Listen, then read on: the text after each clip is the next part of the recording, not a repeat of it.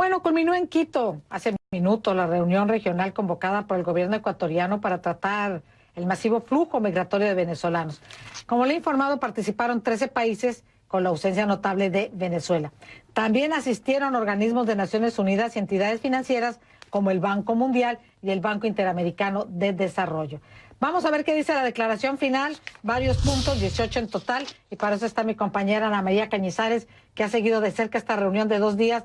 Cuéntanos las partes más importantes de esta declaración dada a conocer hace poco. Bienvenida, Ana María.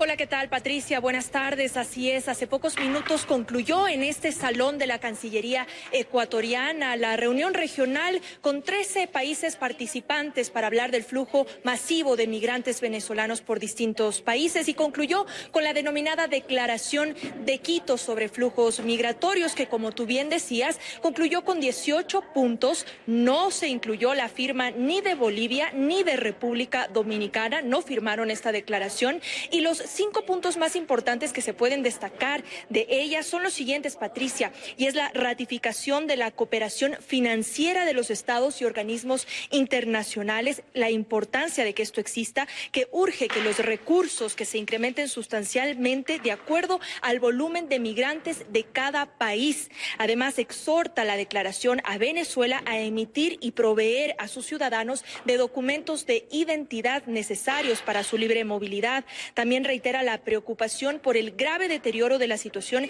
interna en Venezuela que provoca la migración masiva y hace un llamado importante en la declaración, Patricia, a que Venezuela abra un mecanismo de asistencia humanitaria y finalmente exhorta a Venezuela para que acepte la cooperación de los gobiernos. Son algunos de los puntos más importantes de esta declaración de Quito. Se prevé que en los próximos meses o semanas exista una nueva reunión para tratar los flujos migratorios. Pero escuchemos al vicecanciller de Ecuador, al ministro de Movilidad Humana. ¿Qué dijo al final de esta cita, Patricia?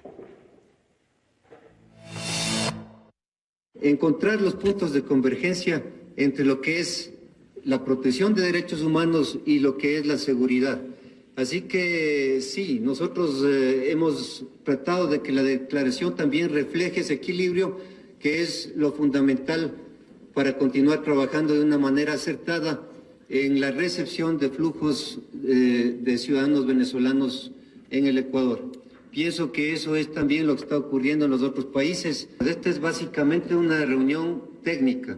Entonces hemos tratado de que el contenido de la declaración refleje justamente ese trabajo técnico que hemos realizado a nivel de delegaciones.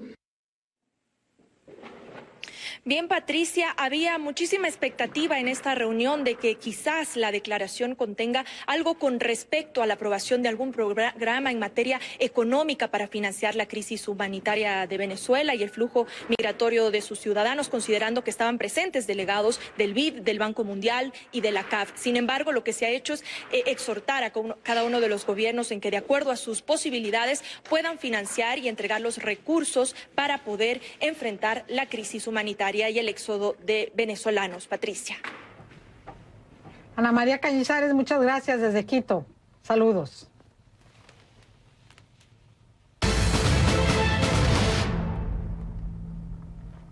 Bueno, y precisamente para ahondar, analizar qué significa esta declaración en términos concretos, está en Nueva York Javier Elaje, director jurídico de Human Rights Watch. Javier, un gusto volver a conversar contigo. Te saluda Patricia Ramos y entremos en materia. Y hemos visto ya algunos de los puntos destacados, hablan precisamente de la cooperación. El gobierno exhorta a que se incrementen los recursos sustancialmente, pero no habla de montos, no habla de fechas, de esto según cada país reciba el éxodo, la gran cantidad de venezolanos que podrían estar llegando a cada uno de estos países. ¿Qué te deja esta declaración? Bienvenido.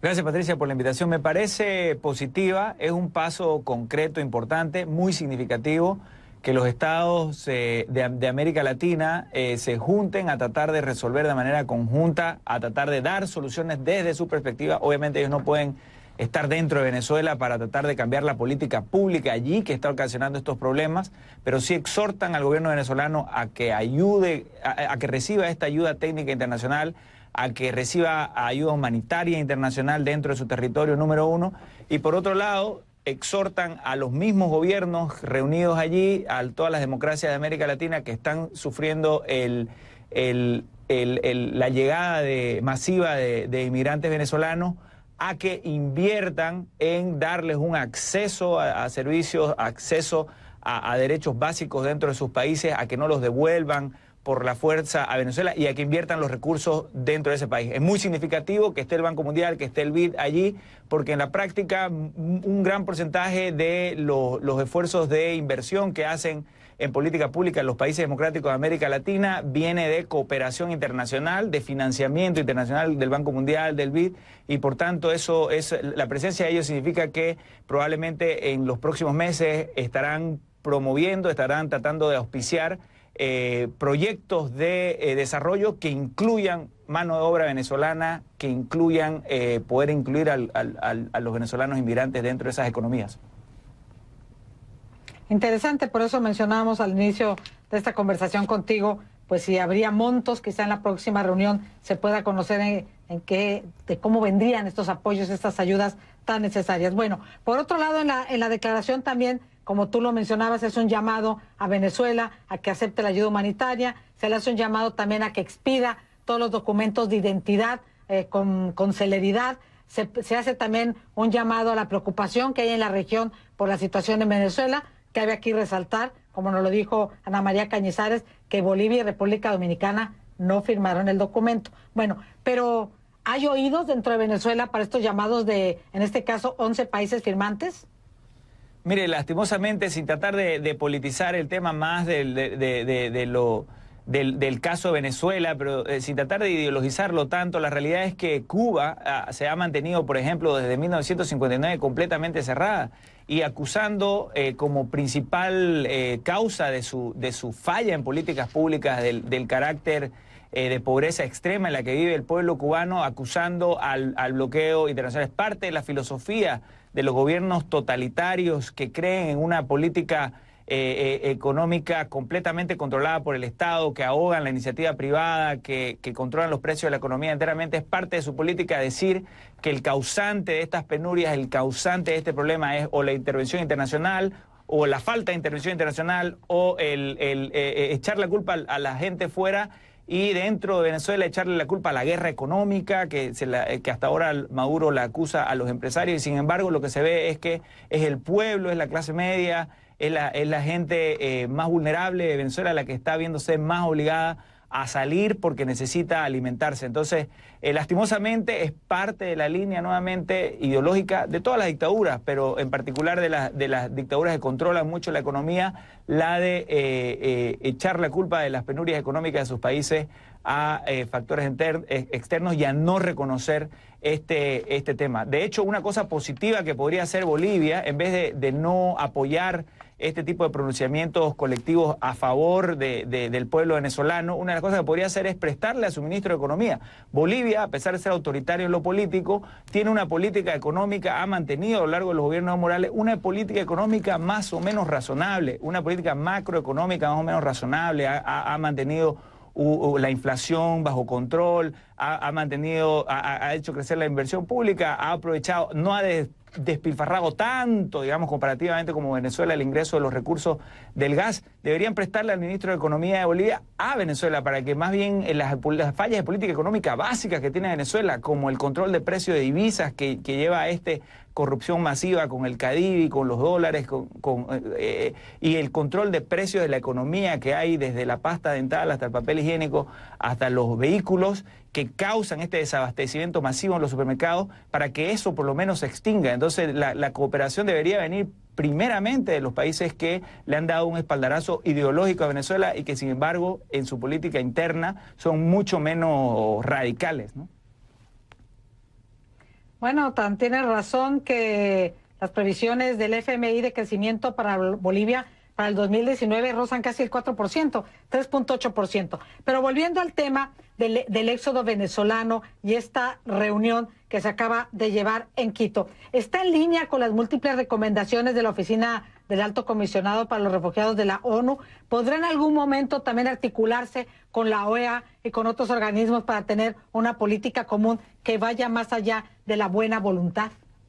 Sin duda, me parece que son dos vías distintas e importantes y que hay que seguirse al mismo tiempo. Una, la de hacer caso, la de tratar de escuchar las recomendaciones de aliento que emitió en marzo de este año la Oficina del Alto Comisionado de la ONU para Refugiados, alentando a los estados a que tomen medidas dentro de sus posibilidades que permitan el ingreso de los venezolanos, que le dé identidad. Todos estos 5 aspectos que se aprobaron en esta resolución estaban mencionados ya en la declaración de ACNUR, pidiendo a los estados, alentando a los estados de América a colaborar en este tema. Entonces se está siguiendo la vía humanitaria por ese lado y además de eso debe brindarse apoyo a la vía más política de presión, de denunciar las situaciones sistémicas de falta de democracia en Venezuela que están siendo avanzadas principalmente en el caso de la OEA. Recordemos que la OEA no se ha metido bajo Almagro tanto con países con debilidad institucional, con países un poco autoritarios en términos de no proteger la libertad de expresión, la libertad política, y más se ha metido con Venezuela por el hecho de que ya esta falta de libertades no solamente es un tema de libertades políticas para los disidentes, para los opositores políticos, para los medios de comunicación críticos, sino que afecta a la gran masa de la población, que afecta ya a la economía de una manera de manera que la ha llevado a una crisis humanitaria, ¿no? Entonces la OEA ha sido bastante prudente, o sea, solo se ha pronunciado sobre Venezuela ya ante una situación catastrófica. Hasta último momento ha tratado, ni siquiera se ha pronunciado con la misma fuerza sobre Nicaragua, que tiene problemas de falta de libertades políticas, ni que se diga de Bolivia, donde casi no ha dicho nada, con un presidente que se ha hecho reelegir ilegalmente 3 veces. Entonces, la OEA, ya más que eso, no se le puede pedir a la OEA, no se le puede pedir que no diga nada. O sea, está bien que lo haga y los estados deben tener la capacidad de ir al foro de la OEA y de decir las verdades también al gobierno venezolano que está sentado en ese organismo. Gracias, Javier. También cabe destacar, antes de despedirnos, que en el documento hay un llamado para que los países acepten los documentos de identidad vencidos.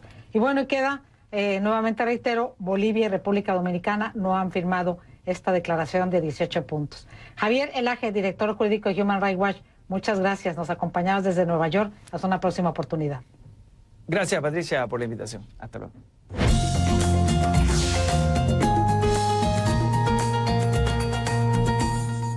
Y sobre este tema esperamos tus comentarios en las redes sociales usando la etiqueta Panorama Venezuela. Les recuerdo mi cuenta en Twitter, por supuesto, @RamosCNN en pantalla. Cuéntenme qué les pareció lo que aconteció en Quito y sobre el éxodo venezolano. En @RamosCNN, ahí los estoy esperando. Y al volver de la pausa, más adelante, aquí en